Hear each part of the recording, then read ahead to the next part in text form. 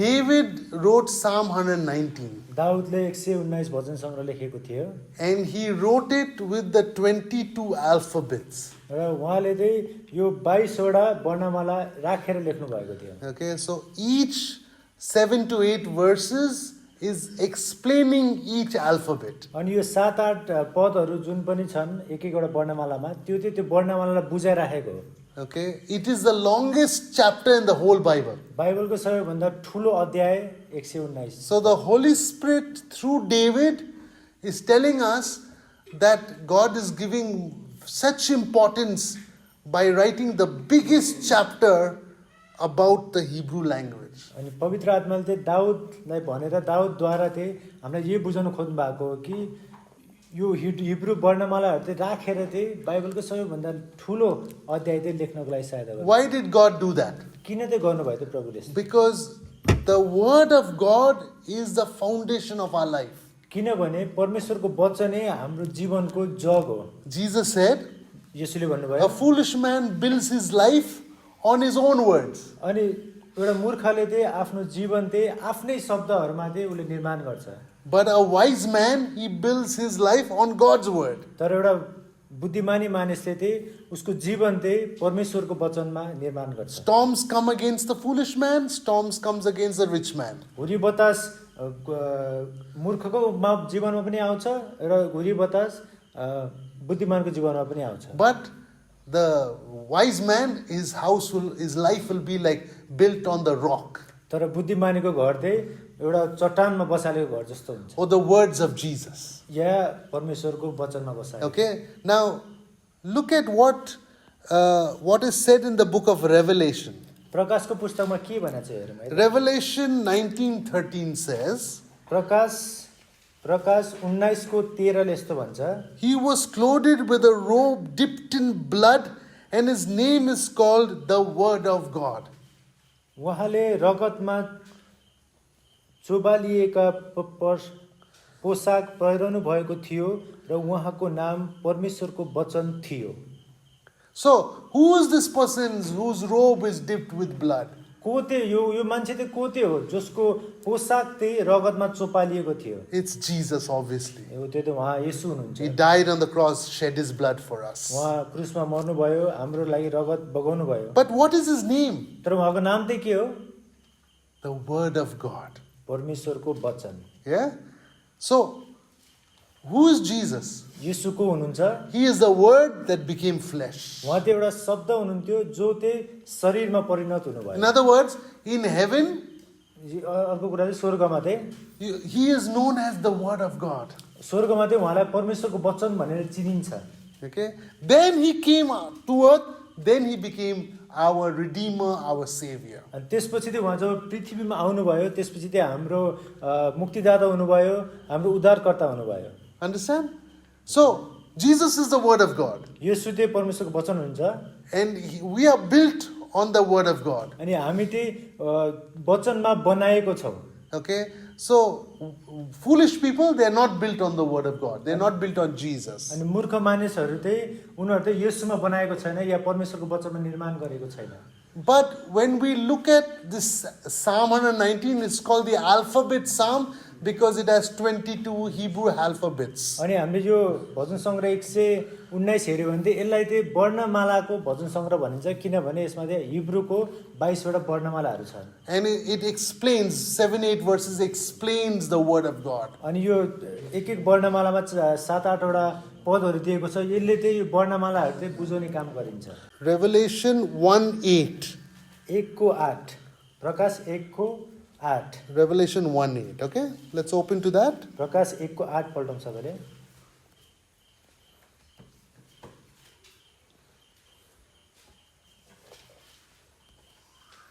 Yes. You can read in Nepali. म नेपालमा पढ्दैछु अल्फा र ओमेगा म नै हुँ Yeah. सर्वशक्तिमान परमप्रभु परमेश्वर भन्नुहुन्छ So, go ahead. जो हुनुहुन्छ जो हुनुहुन्थ्यो र जो हुन आउनु हुनेछ Yeah, the book of Revelation 1:8 says, I am the Alpha and the Omega, the beginning and the end. I was the first, I am the last, I was, I am, and I will be. So, this verse talks about Jesus is the Alpha and the Omega. यो पदले चाहिँ के भनेको छ भने येशू चाहिँ alpha हुनुहुन्छ, उहाँ चाहिँ ओमेगा हुनुहुन्छ भनेको छ। That's the Greek word. यो त ग्रीक शब्द हो। Alpha is the first Greek alphabet and Omega is the last Greek alphabet. अनि त्यसपछि ग्रीकको वर्णमालामा चाहिँ अल्फा भनेको चाहिँ पहिलो वर्णमाला हो र ओमेगा भनेको अन्तिम वर्णमाला हो।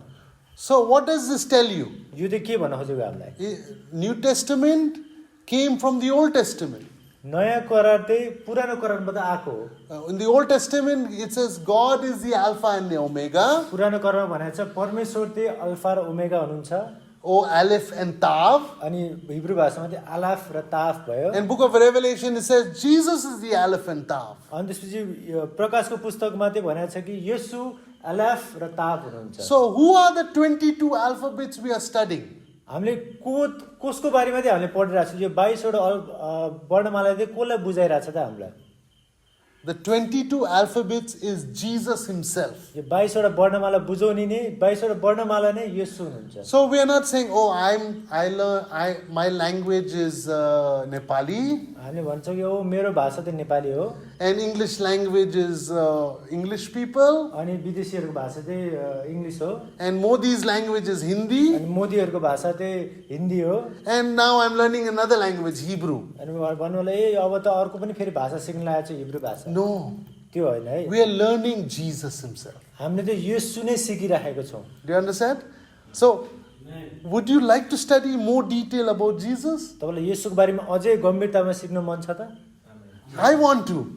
Every day I'm doing that. म दिनदिनै दैनिक रूपमा त्यही गर्छु। I'm not studying a foreign language. म अरूको देशको भाषा म सिक्न लागेको छैन। I'm studying Jesus himself, my Savior, my Lord. मैले त येशू नै सिकिराखेको छु जो चाहिँ मेरो मुक्तिदाता र मेरो प्रभु हुनुहुन्छ। That is why Martin Luther, त्यही भएर मार्टिन लुथर भन्ने he मान्छे is a founder of all the churches that believe in the Bible to guide their lives. अनि चाहिँ मार्टिन लुथरले चाहिँ यो सबै बाइबल अनुसार निर्माण भएको मण्डलीहरू चाहिँ उहाँले सुरुवात गर्नुभएको हो। Before that, there was only Roman Catholic churches. उहाँभन्दा अगाडि चाहिँ जहिले पनि रोमन क्याथोलिक चर्च मात्र हुन्थ्यो। What is Roman Catholic Church? त्यो भनेको चाहिँ के हो? Whatever the Pope says is without mistakes. अनि पोपले जे भन्छ त्यही नै सही कुरा हो भने। And the Bible was translated from Hebrew into Latin.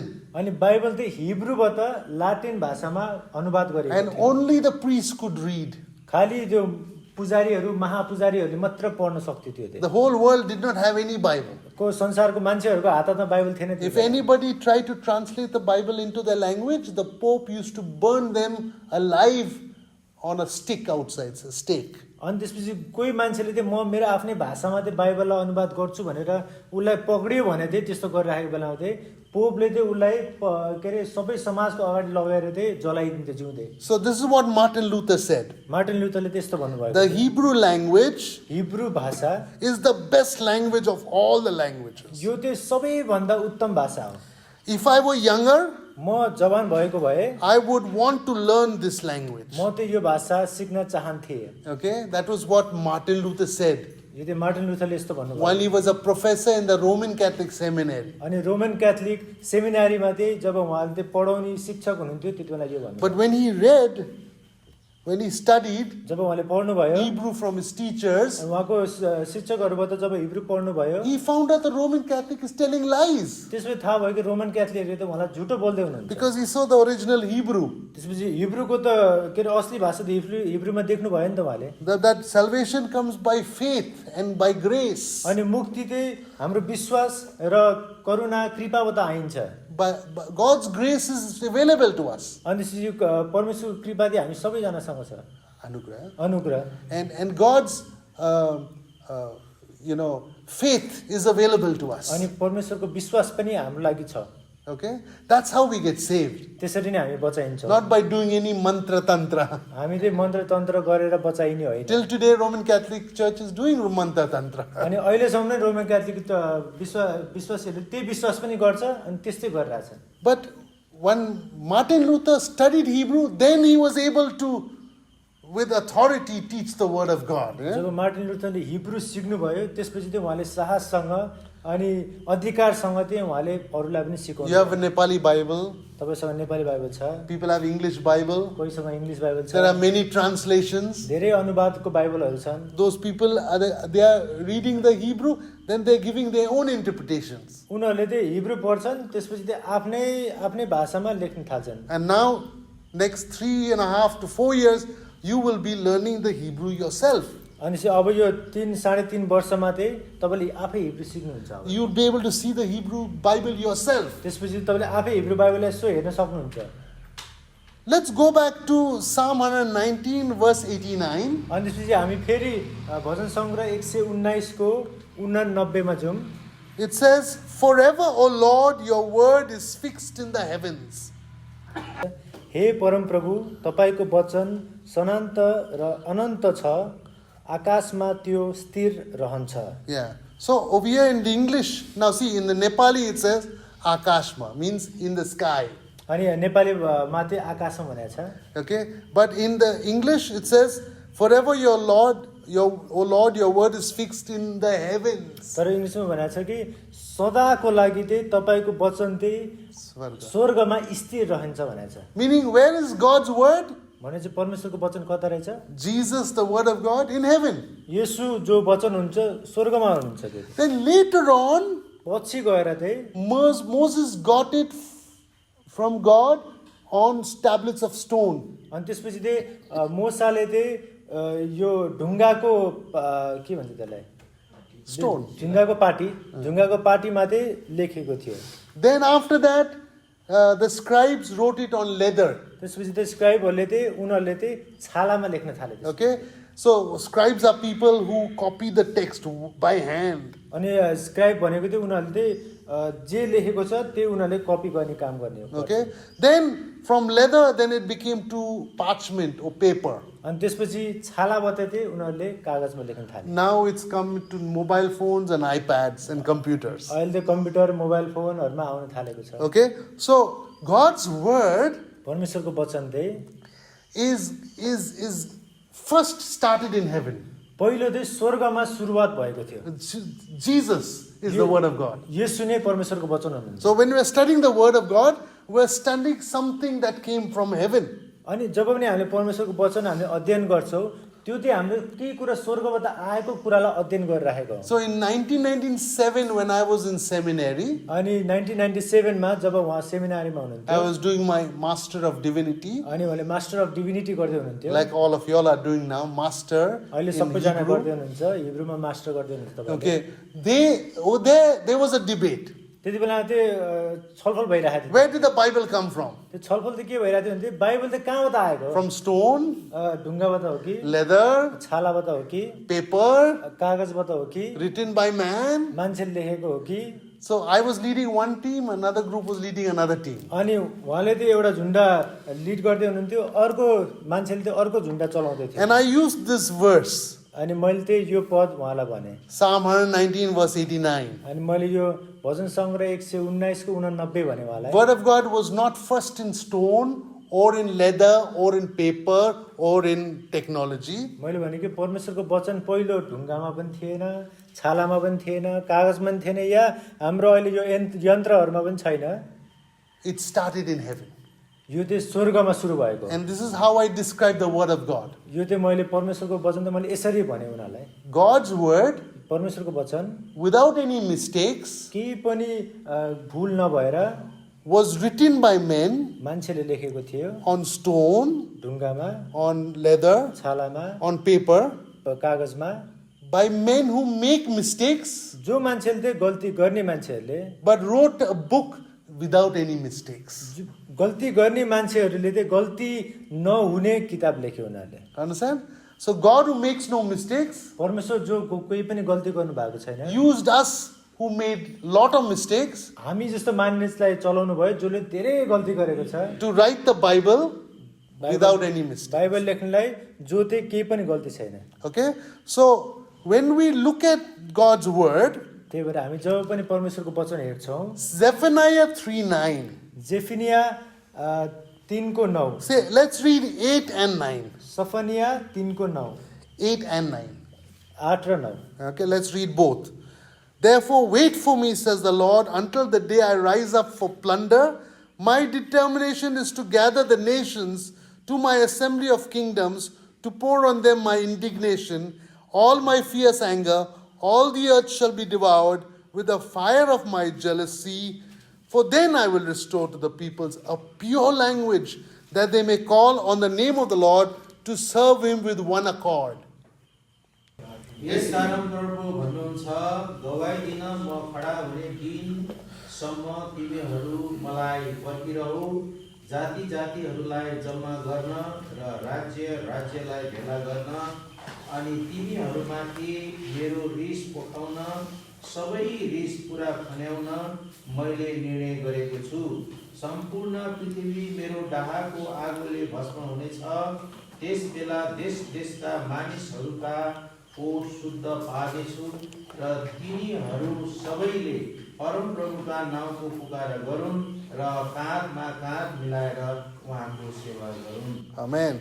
Verse 9 says, 9 पदले भन्छ, I will restore to the people a pure language.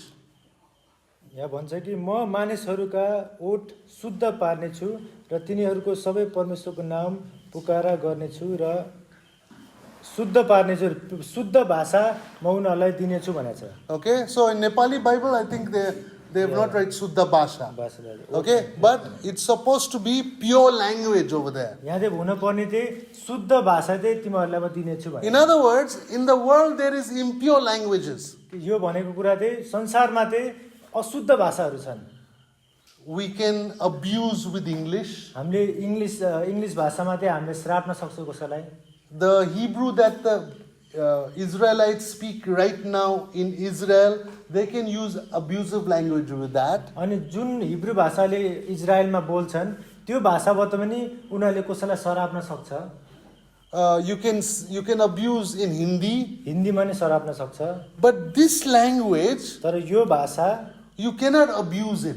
तपाईँले यसबाट सराप्नै सक्दैन तपाईँ। Because this language is a written language, not a spoken language. अनि यो चाहिँ लेखिएको भाषा हो, बोलिने भाषा होइन। Okay? Then out of this people can make languages, then it becomes impure. अनि त्यसपछि योबाट चाहिँ धेरै भाषाहरू बनाउन सक्छ जुन चाहिँ अशुद्ध हुन्छ। Verse 9 says pure language. अनि 9 पदमा चाहिँ भनेको छ कि शुद्ध भाषा। But verse 8, तर 8 पदमा चाहिँ because you translate into Nepali, हामीले नेपालीमा अनुवाद गरेर चाहिँ from Hebrew, हिब्रूबाट you cannot see. हामीले देख्न सक्दैनौँ यो। But in verse 8, all the 22 alphabets are there. तर यो 8 पदमा चाहिँ सबै यो 22 वटै वर्णमालाहरू छन्। So the Holy Spirit put all the 22 alphabets here. तर पवित्र आत्माले चाहिँ सबै 22 वटा वर्णमालाहरू यसमा हालिदिनु भएको थियो। And verse 9, he said, this is the pure language, these 22 alphabets. अनि 9 पदमा चाहिँ भन्नुभएको छ कि यो 8 पदमा जे पनि लेखेको छ यहाँ चाहिँ सबै यो चाहिँ शुद्ध भाषा हो भनेर भन्नुभएको छ। What are these 22 alphabets? यो चाहिँ 22 वटा भाषा चाहिँ वर्णमाला चाहिँ के हो हेरौँ है त। Repeat after me. मेरो पछि भन्नु। Because in Nepali it doesn't come. नेपालीमा तपाईँहरूले भन्न सक्दैन। But you can repeat after me, okay? मेरो पछि दोहोऱ्याउनुहोस्। Say Aleph, एलेफ, Bet, बेत, Gimel, गिमेल, Dalet, दालेत, He, हे, Vav, वाव, Zayin, जायन, Ket, खेत, Tet, थेत, Yud, युद, Kaf, काफ, Lamed, लामेद, Mem, मेम, Nun, नून, Samek, समेत, Ayin, ion, Pe, pay, Sade, सादे, Kuf, कुफ, Resh, रेश, Shin, शीन, Tav. ताव,